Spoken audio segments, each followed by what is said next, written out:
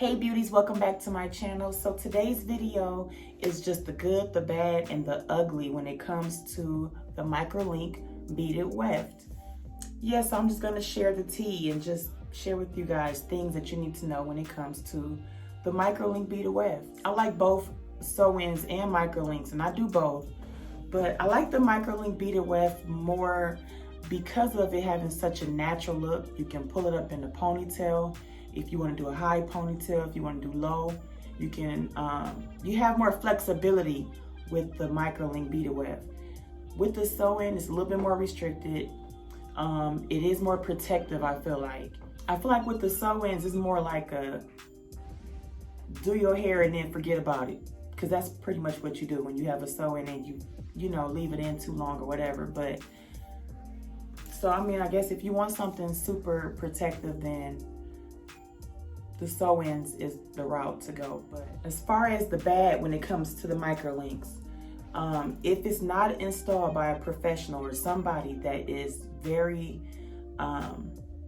knowledgeable about the microlinks, then you can mess around and pull out your hair.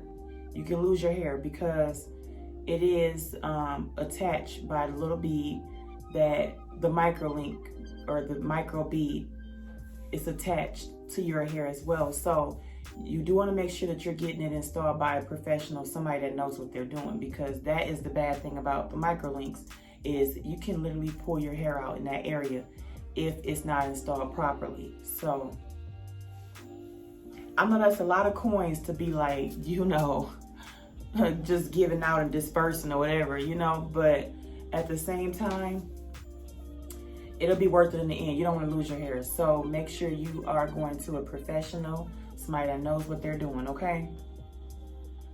So when you're placing the bead on there, you want to have it at least about 1/2 inch away from the scalp, because you don't want to have it too close to the scalp, because if it's too close to the scalp and you take too small of a section of hair in there, it can cause a lot of tension and also cause the person to lose hair. So make sure you're being very mindful of that. So yeah, be very mindful of that, because that does play a role in if your hair get damaged from it. So make sure you're doing that as well. And then when it comes to cleaning, as far as washing your hair, I love the flexibility of being able to just wash your hair, get into your scalp, being able to do your deep conditioning treatments, and you can, well, I don't want to say you can get your ends clipped, because if you're getting something longer than your hair, then they won't be able to reach your hair to cut it. So that part you can't do, but everything else you can do. It's up to you how you maintain it. That determines if it's going to be something that won't be as protective for you or not. It's best to get something around the same texture as yours, so that way you can wear it as a natural style, or you can just wear it all out. You don't have to worry about manipulating your hair to make it match the style of the weave. You won't have to flat iron. Also, you won't have to flat iron your hair on a regular basis, which can cause damage as well. So I always recommend that you get something close to your natural hair texture. As far as the bundles, you'll need about 2 bundles for a full head. If you want to just add something for like density, like somebody that has maybe a finer type of hair texture and they just want to add a few strands or a few pieces in there, you won't need 2 bundles. You just need a few. But if you're trying to reach if you want to have a full head, then you'll need at least 2 bundles. If you want something super full, then 2.5 bundles is usually enough for it to be like really full. And I mentioned the sections earlier, but as far as the sections of hair, you want to make sure the person's natural hair section is about at least 1 inch. I do have a video on my channel if you guys want to look at a tutorial on how to install the microlinks. Then I do have a video on my channel. I'll leave that up there in the cards above, and I'll also have it in the description box below. So if you guys want to check that video out, it's on my channel as well. And if you need to have, if you already have them in, you need to have them removed. I also have a video on my channel about how to remove them as well, so you guys can kind of get a better view of what I'm talking about. But that'll also be in the cards in the description box as well. So when it comes to the natural hair, like I was saying, take at least 1 inch of the person's natural hair. You don't have to take really, really small, thin sections, because that will cause the person to have damage as well. So take a nice size that can fit through the ring, and also that you can attach with the weave. So it's the natural hair, the weave, going down the bead. Make sure it all can fit. Make sure their natural hair is at least about 1 inch before you loop it through the beads. So that way it's it's enough to make it, it's enough hair to not cause damage because of it being so thin, a thin piece of hair, if that makes sense. But yeah, you want to have your beads checked at least every 2 to 3 weeks. Have a professional go into a hair salon, have a professional look at your beads and just assess them and make sure that they're still all in place. If there's some sliding down, then they can go in and take it off, and then they can go in there and replace those. So I would say go in at least every 2 to 3 weeks.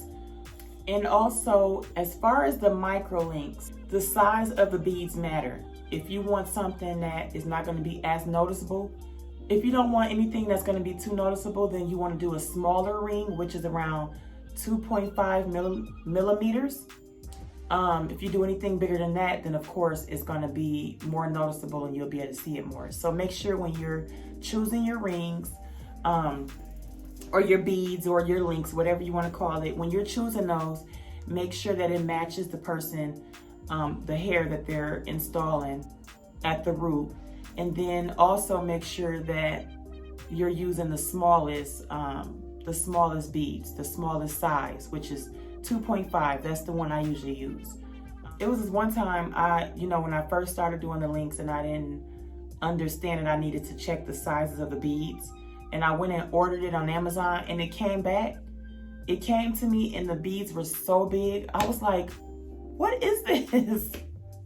I was so upset because they were so big. So I ended up having to get more beads, and through trial and error, I realized that the smaller they are, the better. So get the smallest kind that you can. Pay attention to that.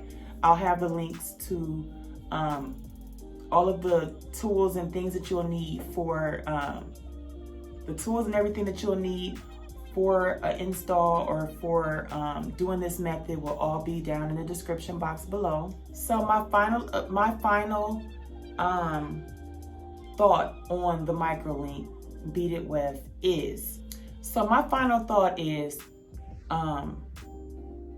I like the beaded weft microlink. I love it. But if I wanted to have something more protective, then I would maybe lean more towards a sew-in. But if I wanted something more natural looking and I could run my fingers through my hair and wash my hair and get to my hair and scratch my scalp and all of that, and not having to worry about sitting through getting the braids and all of that, then I would go with the microlinks. So for me, I like both, and as far as which method would I choose, it all depends on what I want for that moment. Like right now, I'm feeling like a sew-in type of girl, so I want to sew in so I don't have to worry about as much in my hair. But in the next week or so, I'm going to get the microlinks. Be looking out for that video because I'm going to install them in my hair. So make sure you are subscribed so you don't miss that video, okay? But in the next week or so, I'm going to be feeling like a microlink girl. So I'm going to go ahead and install the microlinks because I want to just have my hair free and be all the way out. So I guess it all depends on what you're looking for and what you want, what your lifestyle is, what kind of maintenance you want to do to your hair. All that determines if the microlinks will be a good fit for you or not. But I feel like the microlinks are super natural, so I don't know, I like them. But leave y'all comments down below and tell me which one y'all like and why. And yeah, that's it for this video. Today is my anniversary, so my husband and I are gonna be celebrating 7 years of blissful marriage.